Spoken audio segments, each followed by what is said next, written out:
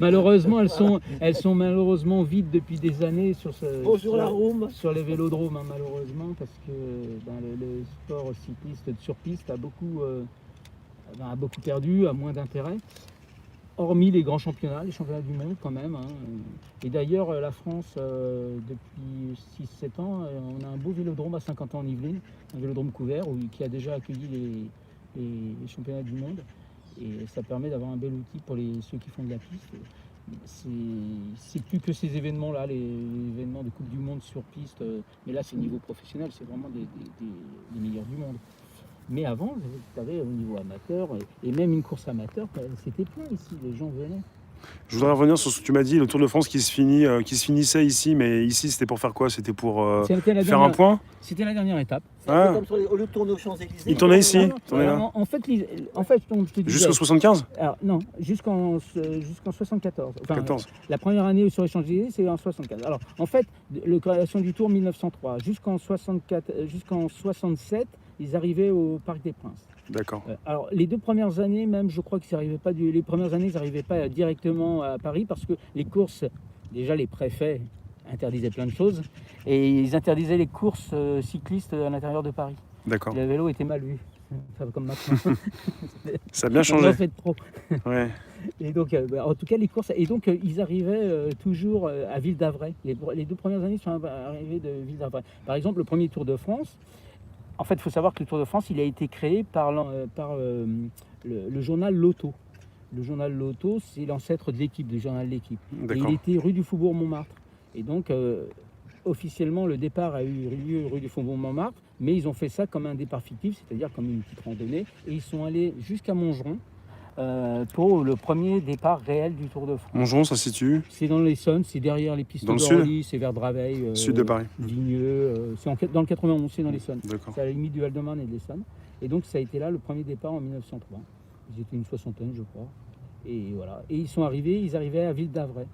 Et après, une fois arrivés à Ville d'Avray, ils allaient quand même au Parc des Princes pour faire un petit tour de nord, mais sans faire de course. Ça, ils pouvaient y aller en balade, mais pas en compétiteur. Enfin, la compétition était finie. Et donc, jusqu'en 67, c'était l'arrivée au Parc des Princes. Après, ils arrivaient au Parc des Princes. Et télévisé, quand ça a commencé quand pour la télé, pour pouvoir la voir Je sais même pas dire. Parce que là, tu sais pourquoi je te dis ça? Parce que pour l'arrivée sur les Champs-Élysées, c'est très remarqué parce qu'il y a aussi la télévision et que les Français qui ont peut-être vu leur cycliste de visu vont regarder la télévision pour le grand final. Tu vois? Alors, la télévision, alors moi je dirais dans les années 50. Hein. Ouais. C'est dans les années 50. Moi, quand j'étais enfant, on va dire, moi j'ai commencé à m'intéresser, j'avais 9-10 ans, en 70, je me souviens les premières images du Tour de France, tu avais 1h et demie de diffusion seulement. C'était les radios. Voilà. Les radios. Et donc ça a pu finir ici avec la télé, ici, je veux dire. Ici, oui, ça a été télévisé, oui. retransmis. C'était déjà télévisé, mais c'était 1h30, 2 heures, c'est pas comme maintenant. Oui, mais il y avait le final ici, quoi. Ils faisaient combien de tours ici pour terminer? Juste un tour. Un tour. Ils arrivent, ils font un tour, c'est bon. Parce que la piste, elle est grande, elle fait 500 mètres. Donc voilà. Donc quelque part, est-ce que ça se jouait au dernier tour ou pas du tout? Alors, il y a eu une seule année. Ici, il y a eu une seule année. Alors, le Tour de France s'est joué la dernière étape 2 fois, en 1947. Mais en 47, il est arrivé au Parc des Princes dans la dernière étape, mais c'était une étape en ligne. Que la dernière étape, c'était une étape contre la montre qui partait de Melun et qui arrivait à la Cipale. Et c'est un Hollandais, Jan Janssen, qui était un très très grand champion, qui était champion du monde, qui a gagné plein de classiques, qui a gagné, je crois, le Tour d'Espagne, le Tour d'Italie aussi. Il l'a gagné dans la dernière étape sans avoir porté le maillot jaune du tout. Oui. Il a il y avait très peu d'écart entre lui qui était deuxième et le premier qui était un Belge, Herman van Sprengel.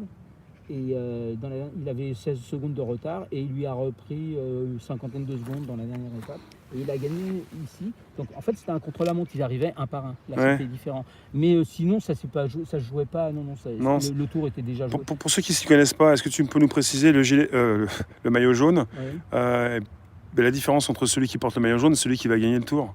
Celui qui porte le maillot jaune, il est quoi? Il est en bonne position? Des fois, je mélange tout. Non, le maillot jaune, c'est le premier du classement général au moment précis. Ouais. Et évidemment, le but, c'est d'arriver avec le maillot jaune le dernier jour. Et celui qui a le maillot jaune le dernier jour, il a gagné. Voilà, c'est ça. Celui qui a mis le moins de temps. Le maillot jaune, il est en tête des points. Oui, en temps, c'est le temps.